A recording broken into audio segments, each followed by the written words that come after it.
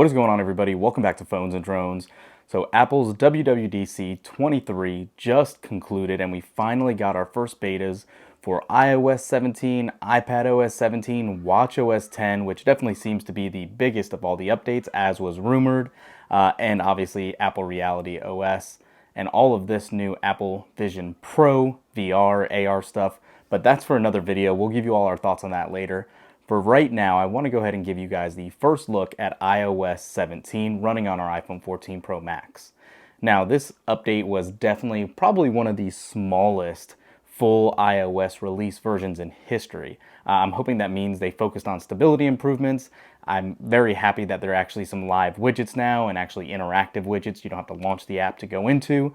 But aside from that, the new phone interface, you want to call it, and some of these features that were dropped and name dropped with all of that and other stuff coming down, it's nice to have, but they're just playing catch up in regards to what Android has done in the past. These bedside modes, or whatever you want to call it, look very nice, but everything's pretty minimal in this update. So let's go ahead and jump right into it. Let's take a look at this. Thumbs up the video. Let us know in the comments down below, what are you most excited about in iOS 17? Let's go. So iOS 17 just finished installing, and as you can see here, we are on our initial welcome screen. And before we jump into it, I want to go ahead and do our traditional test to show you guys if they've improved on the temperature during updates. And as you can see, unfortunately, this baby for beta 1 does still get somewhat significantly warm, especially in that same top right corner that has always been an issue. But moving on beyond that, let's go ahead and unlock this. And you can see we now have a new splash screen. It says software update complete. Your phone has been updated to iOS 17. This is taking place, or the place I should say, of that little banner that we used to get. Let's go ahead and hit that. It is now giving us a new splash screen with an update that Siri is now smarter. You just need to say, you know what, then your request, and you can now have a continued conversation where you can interrupt Siri or continue the conversation without saying Siri again. So let's go ahead and swipe up. And here we are, beta 1, right on the device. It's obviously going to load all our widgets again, but let's jump right into this and go into settings, general, software update. And you can see if it wants to load up, we should show that new developer profile for iOS 17 up here, and then iOS 17 up to date with that little bit of a larger font. And the build number here is obviously a V build, showing you just how far away this is from the actual full launch. And that build number is 21A5248V. So, having said all this, iOS 17 is definitely obviously an improvement. However, it is not the largest iOS update we've seen in recent years. It's probably one of the smaller ones, and the file size when installing this actually showed just that. So this actually came in at only about 3 gigabytes, whereas usual system updates come in closer to about 5. So having said that, I don't know what else we're going to really find in here without jumping around and having a longer time to play in it, but some of the hopes and dreams, I guess you can say, with this build is that we will get a lot of stability improvements that iOS 16 was really hindered by. Having said all that, though, there were a lot of updates to core apps such as Phone, Messages, and FaceTime.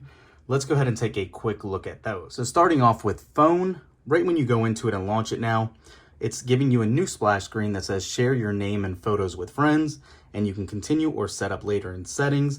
I will go ahead and say continue.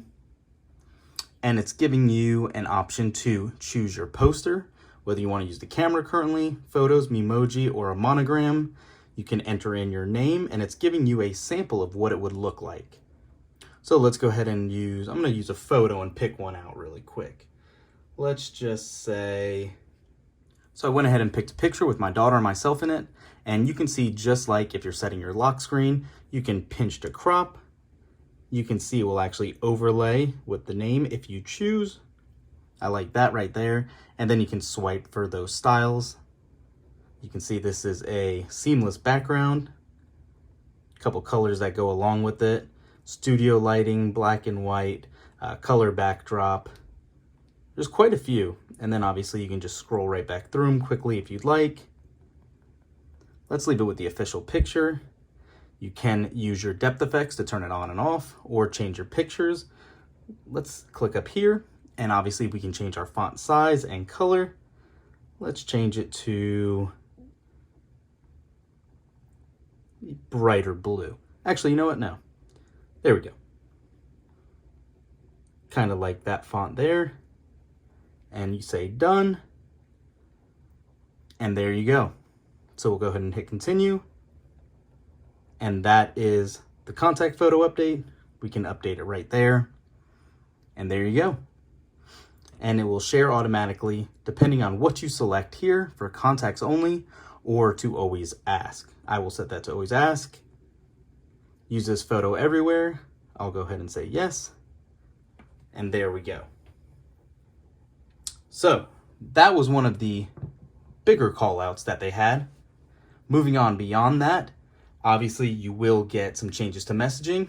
So let's go ahead and pull up messaging and we'll just use this. And right when I launched an app, or excuse me, a message thread, you can see it says undo or edit a message, touch and hold a message and then tap undo. So now if you want to type something in and say okay and send it, you can now long press on it and do what's needed. Bad example because there is no iMessage here, that won't work. But having said all that, you can see how they have redesigned the keyboard and now you have this new plus sign here instead of all of your apps above the keyboard. You can click on that and see camera, photo, stickers, cache, audio, location, and more is where the rest of your apps live.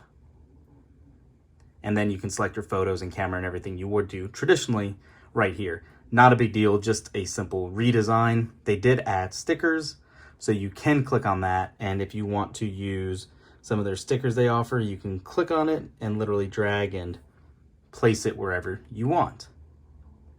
Pretty neat, something different. I think it's more gimmicky than anything else, but you can see if you are doing this to a non-iMessage device. So if you're texting somebody on Android or just somebody that does not have iMessage, this is actually what will happen. It'll send them an alert and they will get a pushback showing that it does do something that they're not eligible to see.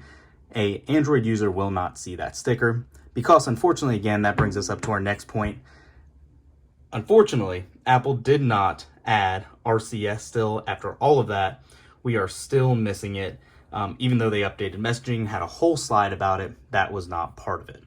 So unfortunately, still missing that, but there you go. Next up, we have some changes to FaceTime, and I don't use this too much. I know a lot of people do, but if you were to utilize FaceTime and somebody you call does not answer, you can now actually leave video messages. A lot of people ask for this.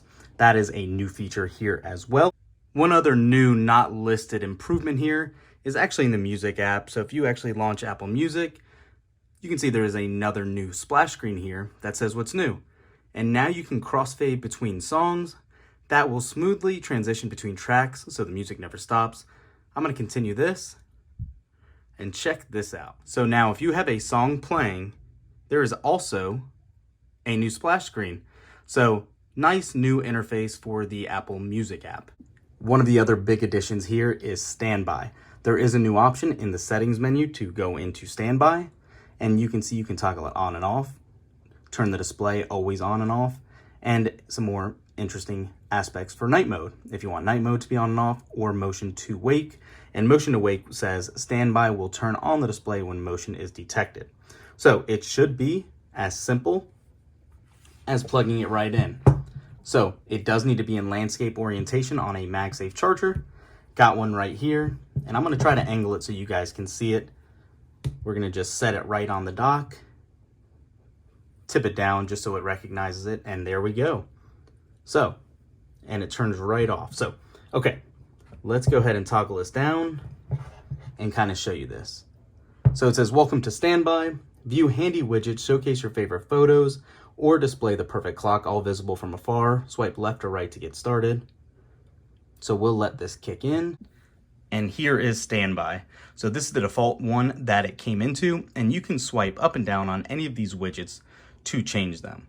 So you can see your calendar, reminders, and then you can also swipe over here for your other widgets when and if they work with Standby. So obviously you can see this is the stock widget. Some of these should be coming up. I'm not sure why it's not loading right now. Again, keep in mind this is a beta. Everything might not be fully integrated. You can see where it's freezing up right here. So seems like we might have just discovered the first bug here, but all good. Aside from Standby View, which I think is going to be very beneficial and a lot of people will use it, you do have that new name drop feature. That's basically a contact share. We're going to go ahead and get iOS 17 installed on one of our other devices, and we will actually do a sample of that in our next video. We're going to finish doing a deep dive, but for now I wanted to get you guys a first look to see what really is offered in iOS 17. So again, let me know what you guys think. Is this an underwhelming update? Are you happy with it? Let us know what you think in the comments down below. Thanks for watching, guys. We'll catch you in the next one. Peace.